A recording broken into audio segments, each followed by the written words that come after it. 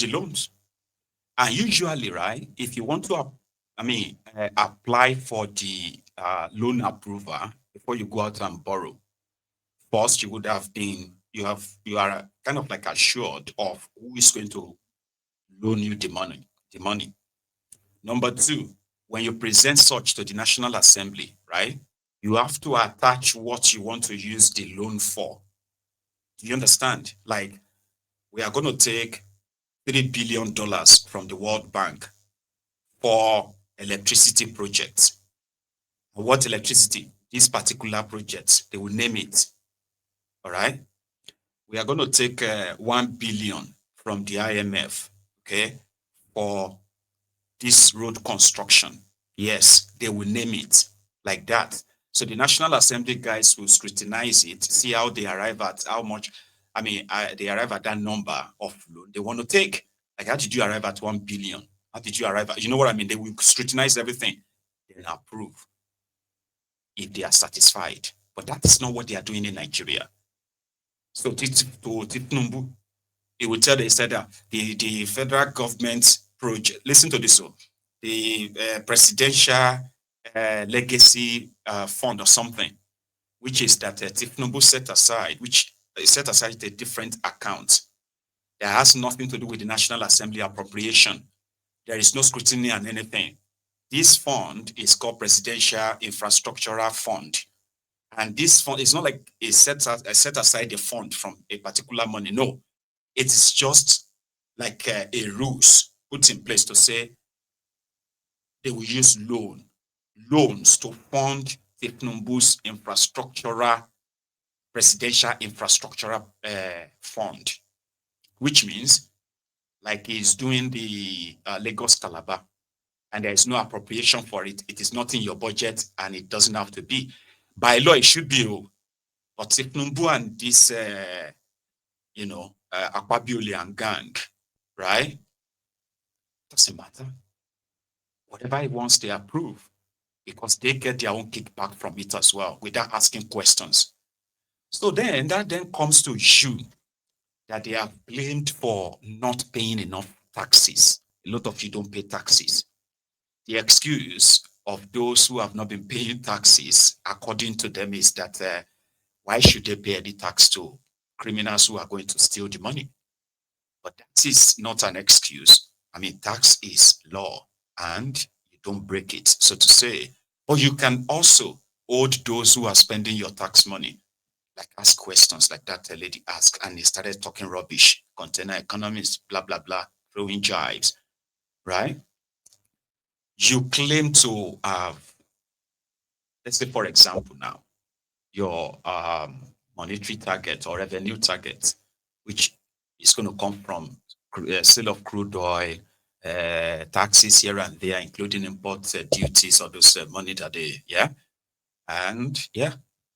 put everything together. Your target was that you want to squeeze Nigerians of 30 trillion naira. And you have told them that right now you have even like made almost 40 trillion naira. Okay. However, if that is true, it will make sense to say, listen, with your taxes and all of that alone, that we have revenue we have made, we have been able to fund this, to fund that, and that's what we're using to fund this and that. And that is why we have reduced borrowing. That would make sense if it's true, but it's not true. Tinubu and his gang accounting loans as revenue in their document that they are presenting left, right, and center. They are borrowing money that they won't pay back for the next 100 years. There's a particular loan that is running in Nigeria right now. It's a World Bank loan. It's going to run for the next 89 years. There are probably like 4, 5, 6 generations or 8 generation Nigerians that will be born, and they will be born into poverty, because they will tell you that loan is good, which is not wrong. Loan is really good to actualize to fast track infrastructural development, so that at the end of the day, those infrastructures will eventually pay back the loans, right? Critical infrastructure. When you take loans and say, Because the conditions that come with these loans are economic conditions, so conditions that will go back in to, or what's it called, to give you more austere measures. These are conditions. Loans are not money they give to them and say, okay, take, go and develop your country. That's not how it works. Or maybe if you now use their loan judiciously, not corruptly, there is a chance that you are not going to be going back to them every now and then. Because if you use the money judiciously, rightly, and improve truly on the infrastructure of the country and productivity grows in the country, there is a chance that you won't be returning back to them to go and take all those horrible conditions again. But that's not how it works. That is not how these guys operate. So they'll paint pictures. I mean, come on, man. We all experienced the Bokuwari's time. What was that thing that these guys didn't say on that Bokuwari to make you believe that now you did get problem? Now you say all this every time you are complaining, everything, you are the one who has problem. You understand what I mean? They nearly made you believe that every criticism of what Bokuwari and his gang were doing around that time, was more or less like you hating because Bokuwari is like APC. Bokuwari's idea was for your future. When Bokuwari was done, you all know that there's practically no future left. They are doing the same thing right now. I remember when they brought out their policy of shutting down the western border, the southern border of Nigeria, because they want to stop smuggling of rice, right? And then they left the northern border opened. The Ronukus were everywhere defending. I don't know if some of you will remember. They were defending it. As businesses, as people's livelihood were being destroyed. They are not smugglers, but say, oh, do you understand? You shut the border against smugglers. What about legitimate people who uses the border? They were all shut out. So rather than for the smuggling to now stop, it skyrocketed. Even custom officers were doing smuggling under Bokuwari.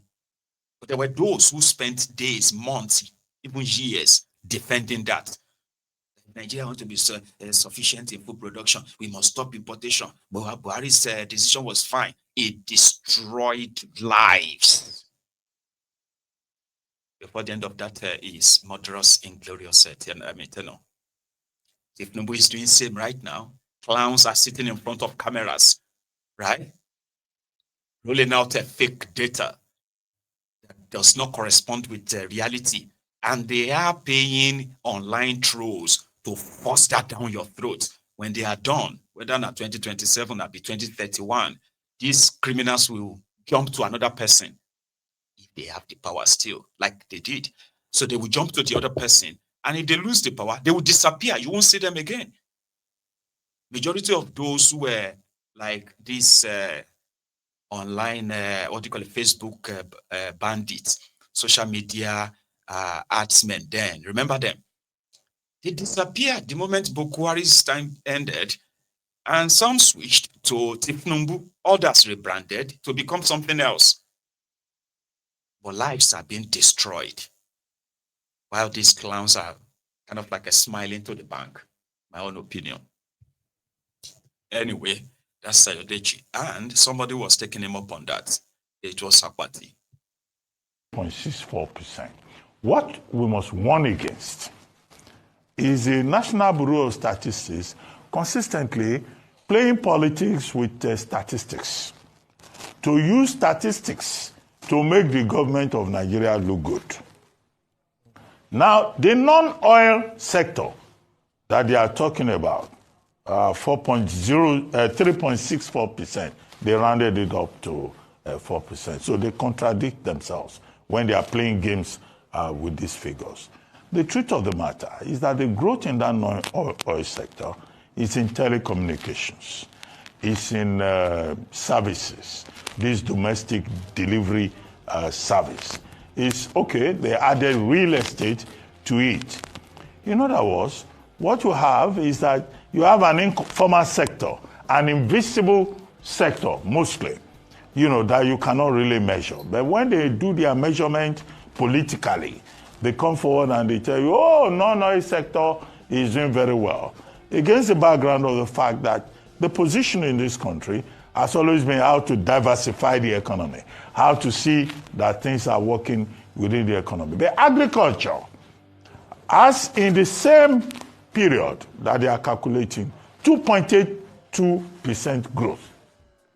Now, we keep arguing that agriculture is the mainstay of this economy.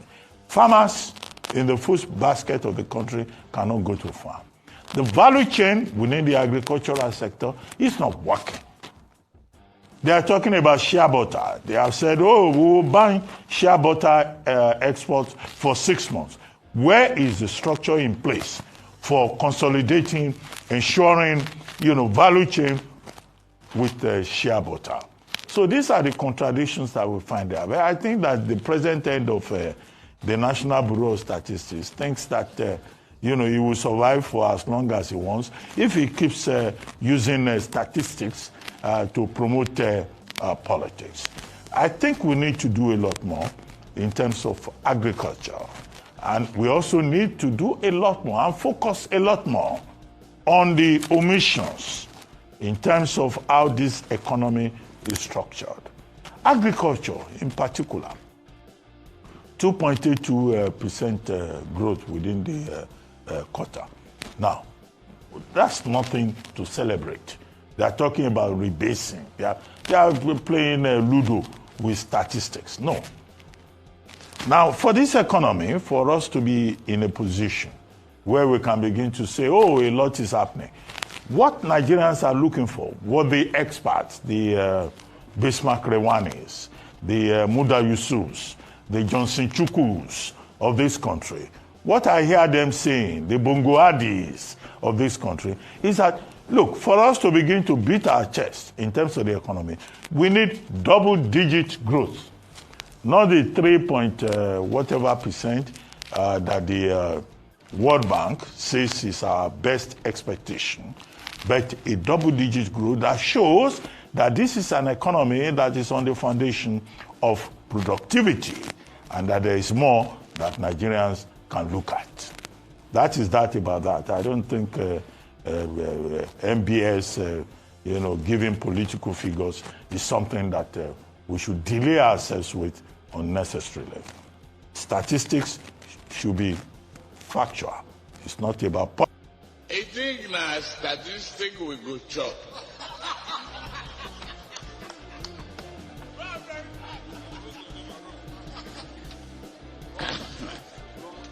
A lie with arithmetic that never, no Indian can solve it.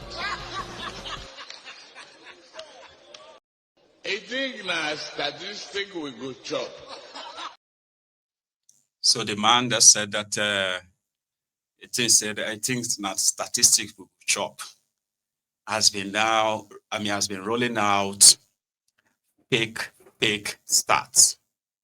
And if you disagree, they will say it is because you don't like Nigeria. You are not happy with the good news.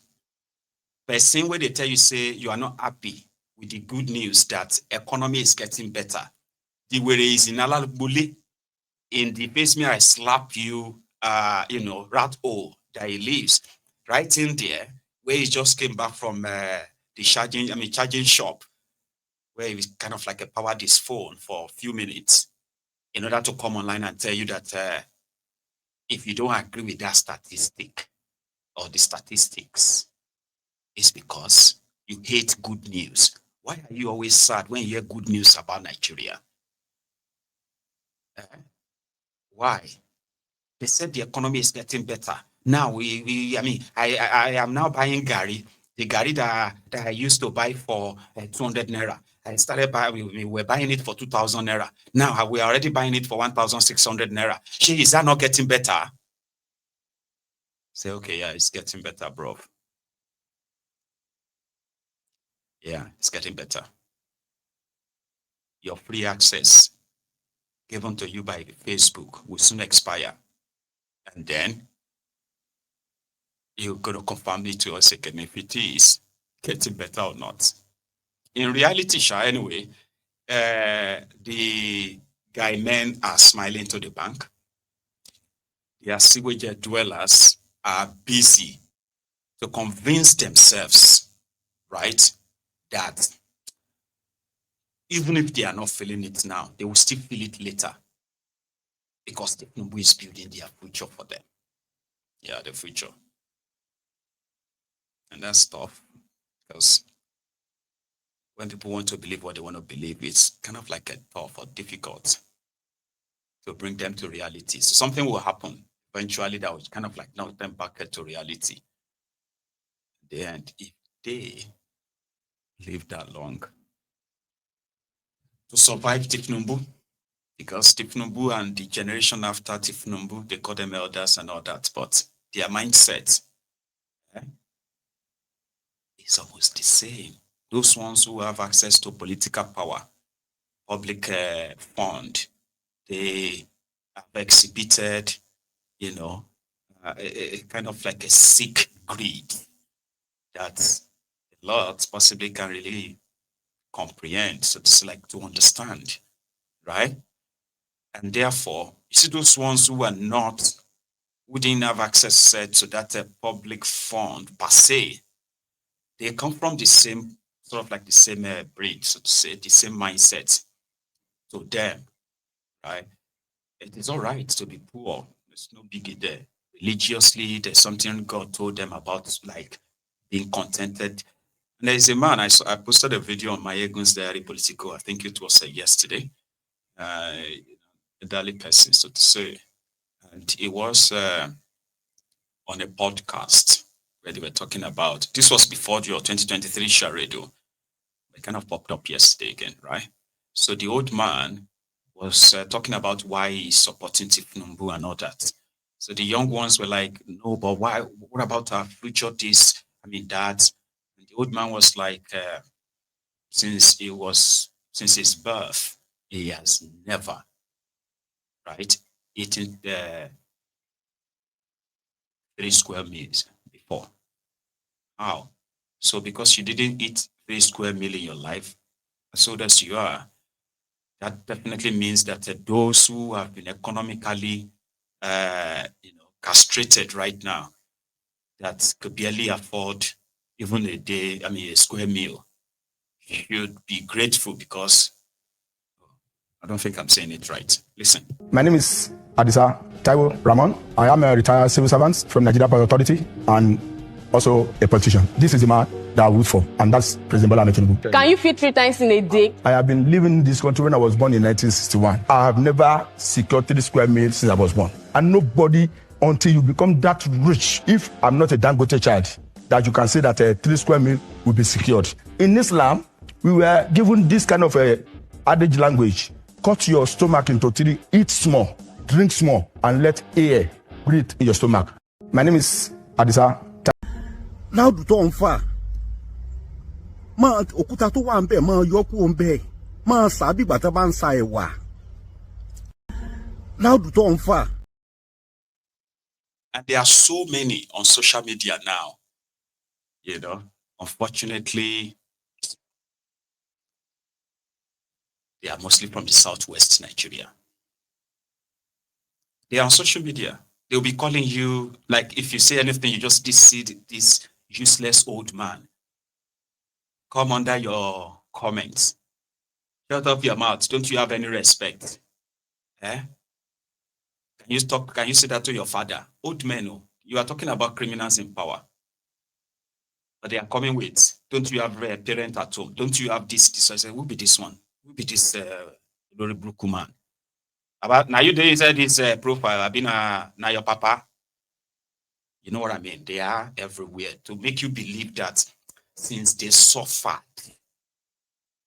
since they struggled for the most basic things, you must go through the same, even worse. Because they are the generation that believes that if you don't suffer for something, because their own sufferness is more or less like physical and mental. Do you understand? So they believe that if you don't suffer for something, you will not appreciate it if you have it. If you don't suffer for this bottled water, you will waste it, you won't appreciate it. So you have to suffer to get it, so that you understand that you will value it. you have to, you know, that generation, Sha. And there are so many of them who are your parents too. They are our parents. Because everybody seems to have the best mom, the best dad in the world. My dad is the best daddy in the world. My mom is the best mom in the world. Somebody will be like, who's papa, who's mama? Conde Nigeria police. Who's mama, who's papa? They that, you know, the boss's office in your school. Those mama, those papa that you meet at the civil service who are there demanding for money before they could even pass your file.